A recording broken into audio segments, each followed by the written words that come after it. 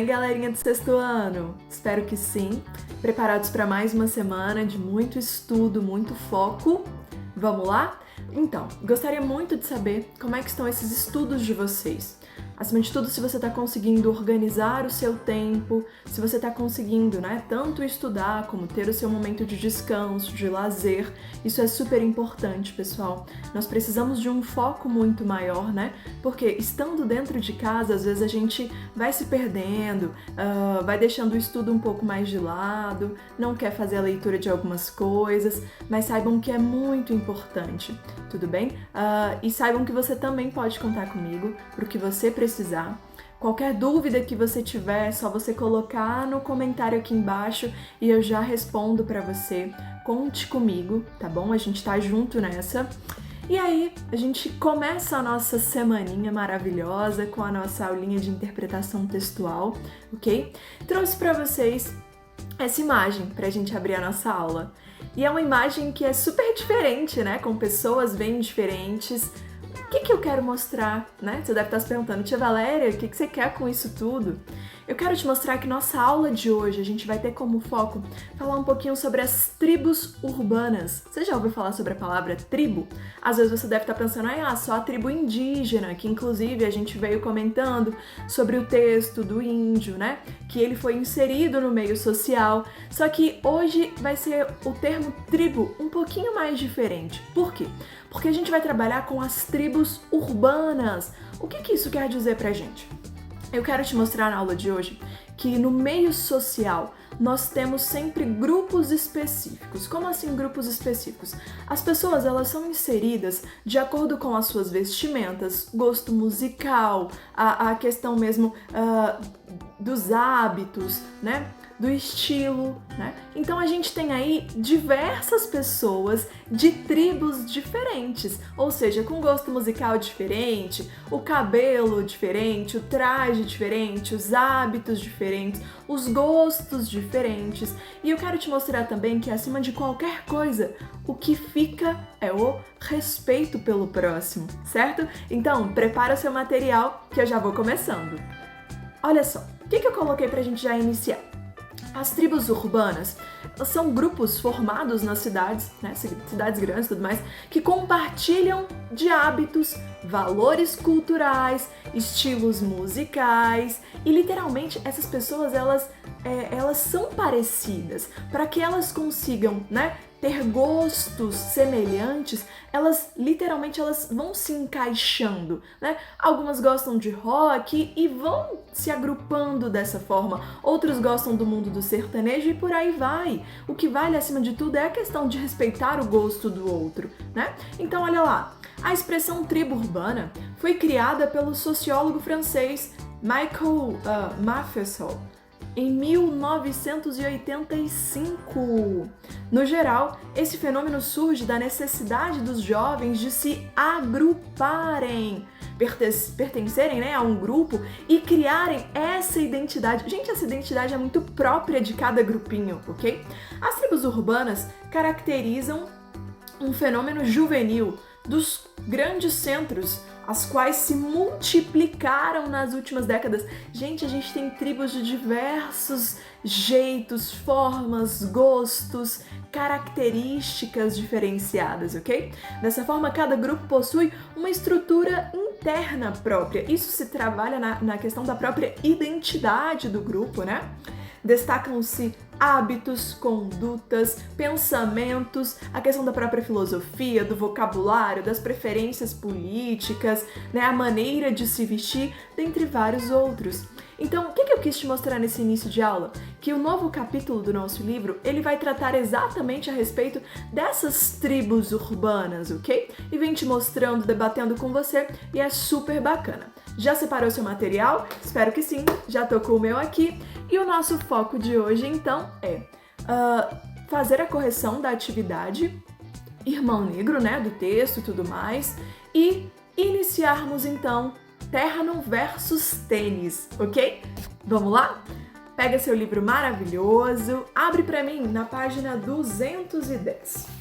Na página 210, então, nós tínhamos o texto Irmão Negro, ok? Um trechinho. Espero que você tenha feito a leitura por completo, tenha dado tudo certo. E a gente inicia na questão 1, para correção, tá bom? E na questão 1 diz o seguinte: acompanhe a leitura do seu livro. As imagens que a tia Valéria vai passando são ilustrativas para te mostrar de onde eu estou lendo, ok? Então vamos lá. Logo no primeiro parágrafo, questão 1, elementos indicam se tratar, né, de um caso de adoção, né? O ato de adotar uma criança, lembra? Que palavras, ao decorrer do texto, reforçam essa ideia que trabalhava a questão dessa adoção, do ato de adotar uma criança? Quais são esses termos? Tinham vários, você poderia ter colocado, por exemplo, guarda-papéis, advogados, processos, problemas legais, dentre vários outros. Você poderia tanto ter passado seu marca-texto quanto ter circulado sem problemas, tá bom? Olha a questão 2. Léo não fazia ideia da surpresa que o aguardava na chegada da mãe com o primo. Podemos dizer que o mesmo, ou seja, a mesma surpresa, se aplicaria ao pai do Léo?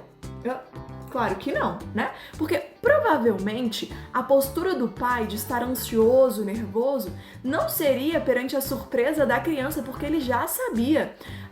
O pai estava daquela forma, literalmente pensando em como o filho, né, que estava ali ao lado dele, agiria ao verificar o outro menino, como é que será que ele poderia se portar perante a situação.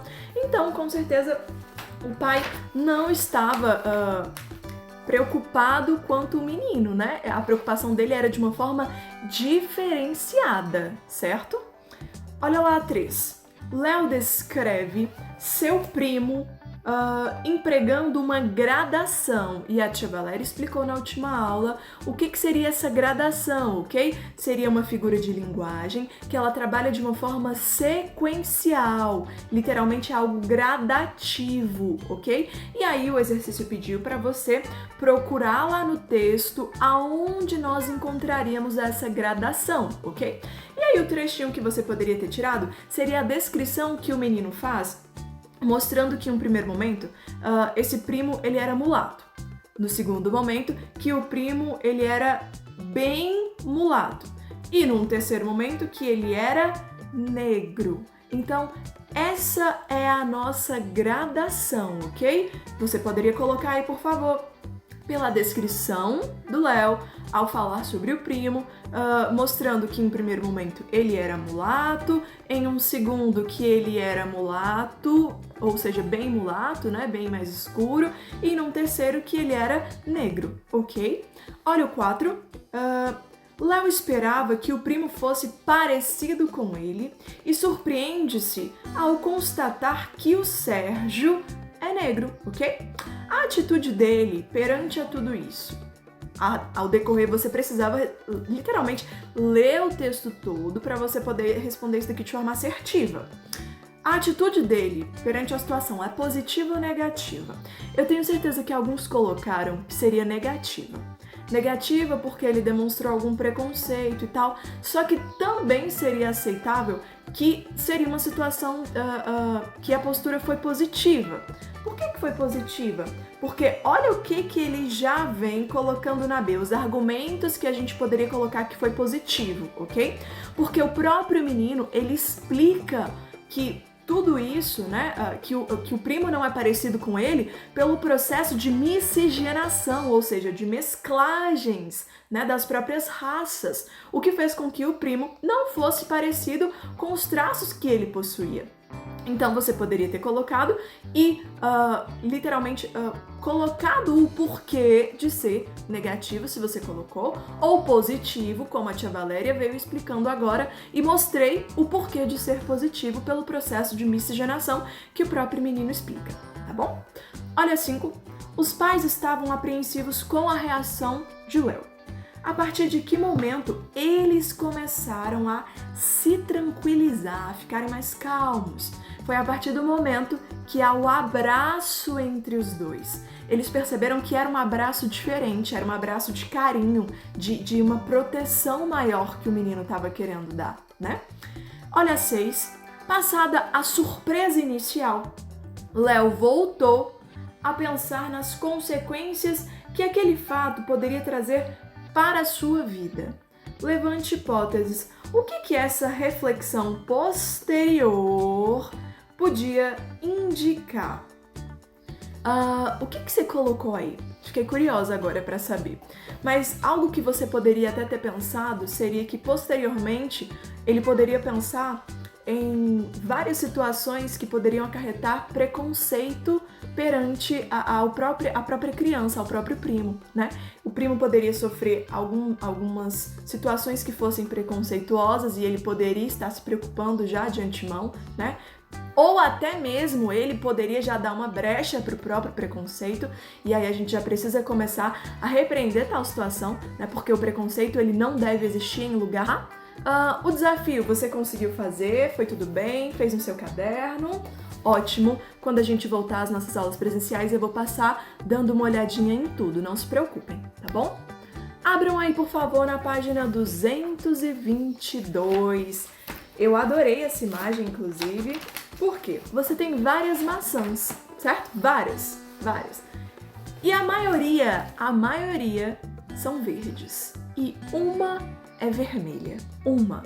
E aí você deve estar se perguntando, mas por quê? Qual é a intenção, né, do livro em inserir isso? E aí eu já te mostro. Cadê minha tribo?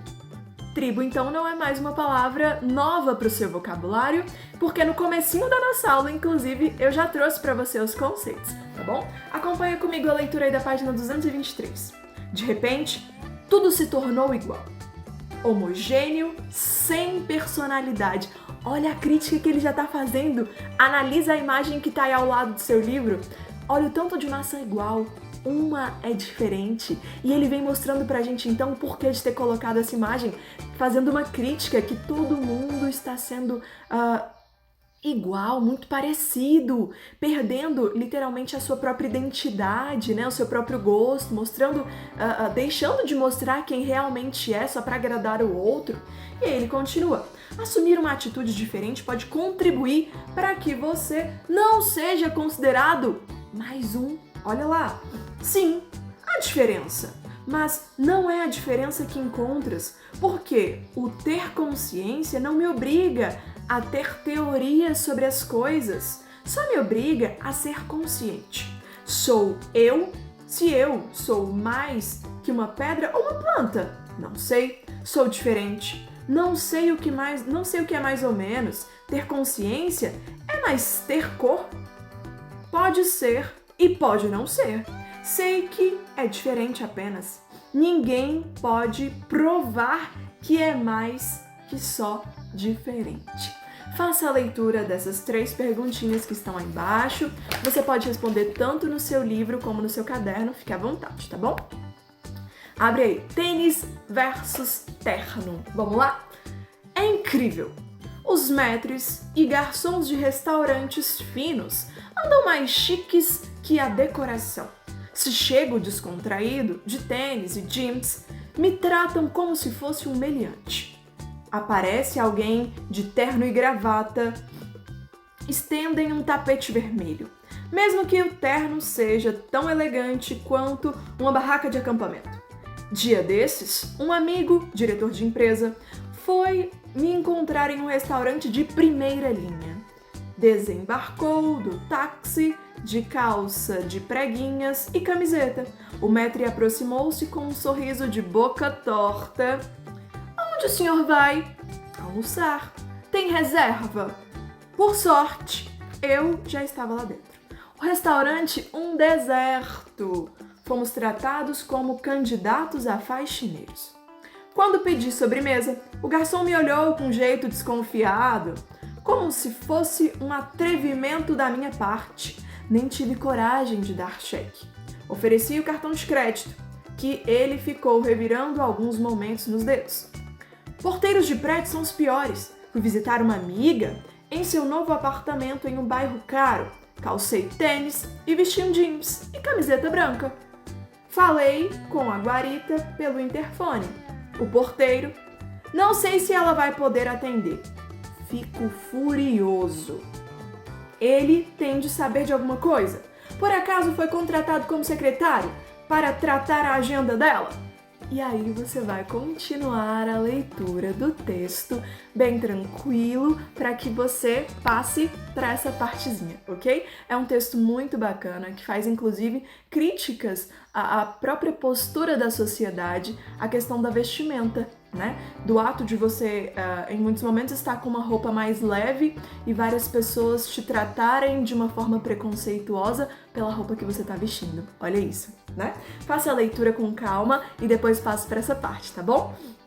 Segundo o autor do texto, pessoas de terno costumam ser mais bem tratadas do que aquelas que usam tênis e camiseta. Ele tá afirmando isso pra você. E ele quer saber, você concorda com essa afirmação, hein? Coloque aí que eu vou querer saber essas respostas, viu? Olha a questão 2.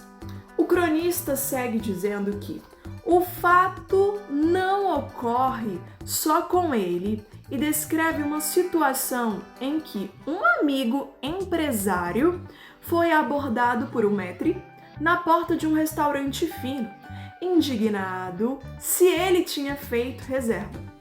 Porque o cronista considera inadequada, ou seja, errada, a atitude do maître. Esse seu porquê que você vai responder vai ser de acordo com o texto, ok? Observe o trecho a seguir. Fomos tratados como candidatos a faxineiros. Levante hipóteses. Como foi o tratamento que eles receberam? Como é que foi esse tratamento? Coloca aí pra gente. B. Reflita. Não haveria nessa fala do cronista uma atitude igualmente discriminatória? Como assim, tia Valéria? Ele quer saber de você se o próprio cronista não foi preconceituoso ao falar que o jeito que ele tinha sido tratado tinha sido igual ao de um faxineiro, certo? Então você vai fazer um comparativo perante a isso e vai colocar pra mim, ok? 4. Ao pagar a conta, o cronista usou um cartão de crédito, pois ficou com vergonha de dar um cheque. Por que você acha que ele se sentiu assim envergonhado perante a situação? Por quê? Segundo o cronista, apenas os homens sofrem esse tipo, né, de discriminação. Segundo o que a gente leu aí, que você fez a leitura toda do texto, são só os homens que sofrem desse processo discriminatório socialmente? Coloca aí pra gente. 6.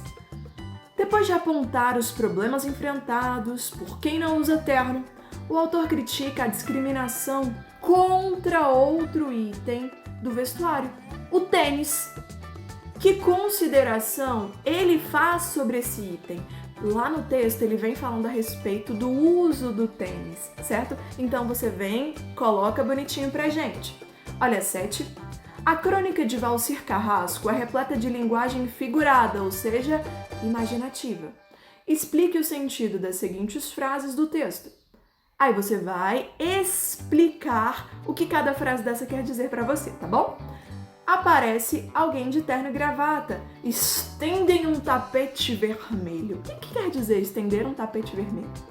O maître aproximou-se, com um sorriso de boca torta. O que pra você quer dizer um sorriso de boca torta?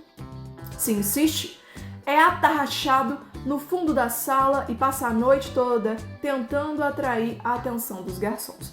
Pra você, o que seria atarrachado para esse sentido? Fico fascinado ao verificar como certas pessoas adoram bancar o oficial nazista. Para você, segundo essa frase, o que quer dizer bancar o oficial nazista? 8. Que argumentos o autor usa para condenar o comportamento dos porteiros de prédios e funcionários de restaurantes? Quais são os argumentos que ele cita ao decorrer do texto, né, para literalmente criticar essa postura deles, condenar, né? Próxima. Em uma última tentativa de ser bem tratado, o cronista veste um terno e se dirige a um restaurante. Observe como ele descreve um acessório que usou.